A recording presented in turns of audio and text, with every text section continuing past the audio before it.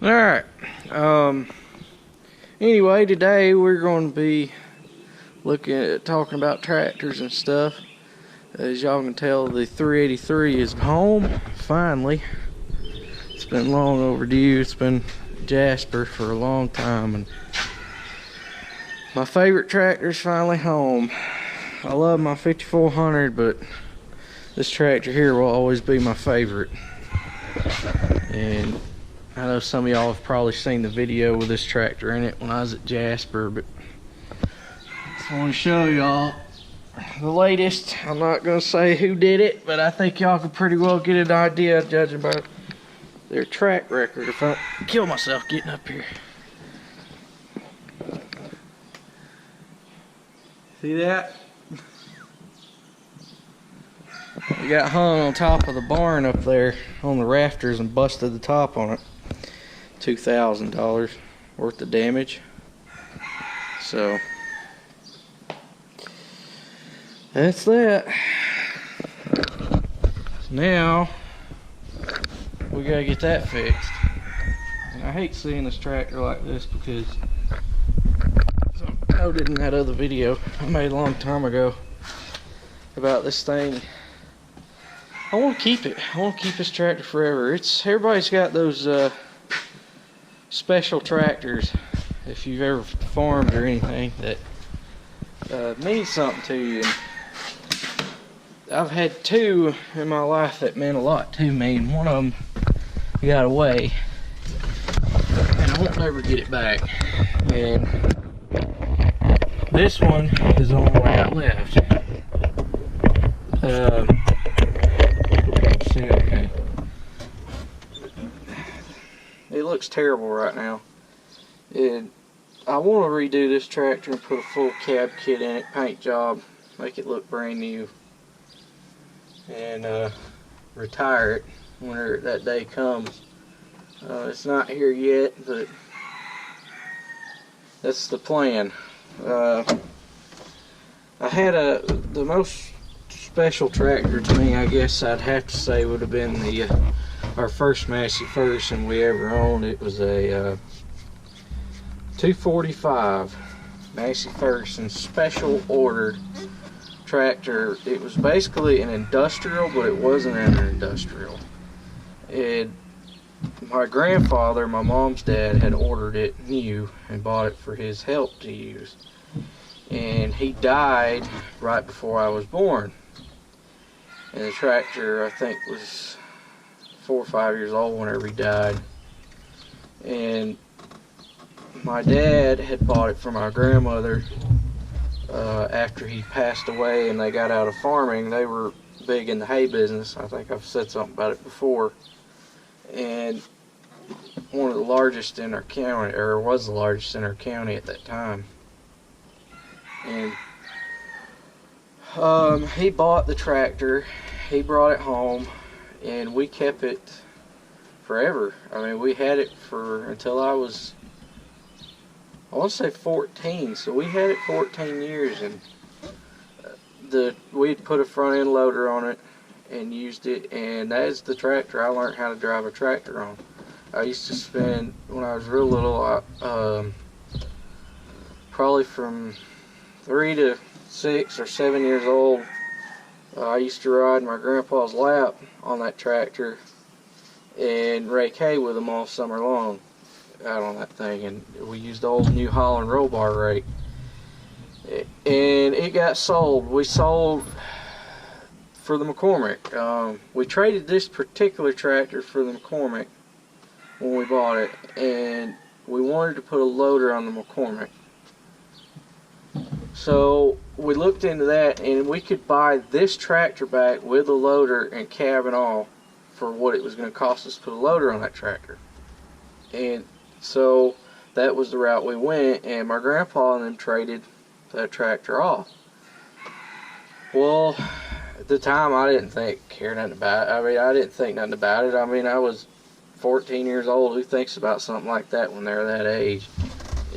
And all I was thinking about was, oh, I get a cab tractor, another cab tractor to drive. That's all I thought about. And at the time, I didn't think about it. But now, thinking back on it, I wish I'd have kept that tractor because both of my grandfathers had owned it and my dad had too. And I learned how to drive a tractor on that tractor. And my childhood was there. Well, it's gone. I mean, there's no way of getting it back. This tractor here comes in that part. When we got that tractor back, this tractor was always the main tractor on the farm. My dad baled hay with it and everything, and this was the tractor he ran. And up until that point, I didn't really care anything about it. I mean, it was just another tractor we had on the farm. And when we got it back, my dad obviously had the McCormick, and that was what he was running because he did all the baling at that time and everything, and I had never got to bale. They wouldn't let me bale hay. I'd only ever been able to cut, rake, and fluff and do a few other things.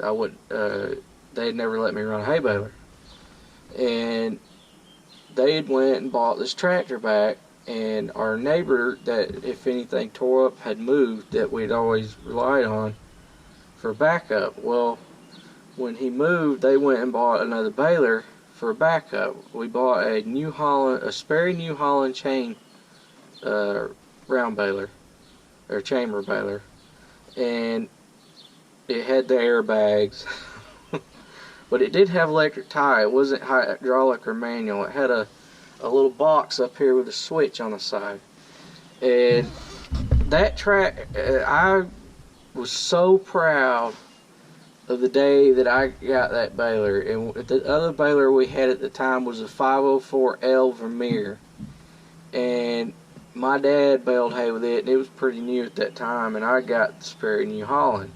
Well, this thing was wore out. Still looked pretty good, but it was wore out. But I'm going to tell y'all right now, there was not a tractor and baler combination in this county that was kept more clean and shinier than those two. I made sure they were kept clean. They was polished. They looked brand new riding across the field. And from the time I was 13 or 14 years old till I got out of high school and I went to go work at my other job I had for a while, that I quit. All I did was spend my time in this tractor. Every moment I had out of school, high school and all, I wasn't chasing girls. I was in this tractor and working every day. And I have a lot of memories I made, and that was a crucial point in my life. It made me who I am, and I cherish those memories in this thing. And all summer long I would just ride around. I would listen to 90s country music in this thing, or early 2000s, and I'd cut hay with a Kuhn 8-foot disc mower. I think it was a GMD, I forget the number on it, I don't remember.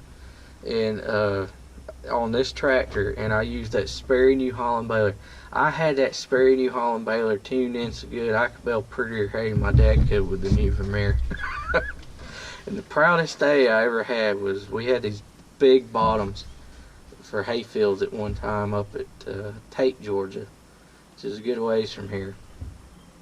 And me and him were up there both. He had his brand new McCormick 105 up there, and his nearly new Vermeer 504L, and I had the old Massey 383 and the old worn out Sperry New Holland, but they looked good.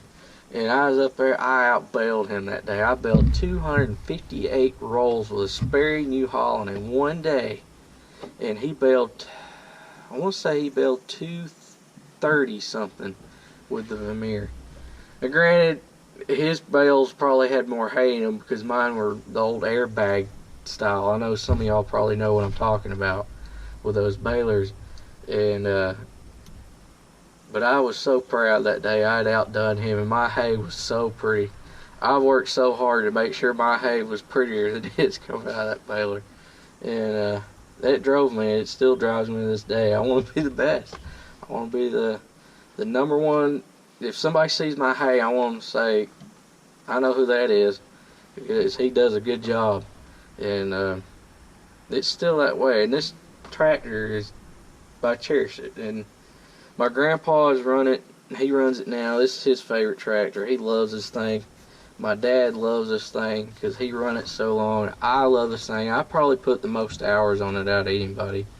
But it's just it's a special tractor, and one of these days I want my son to run this thing like I said before, and I want to keep it around.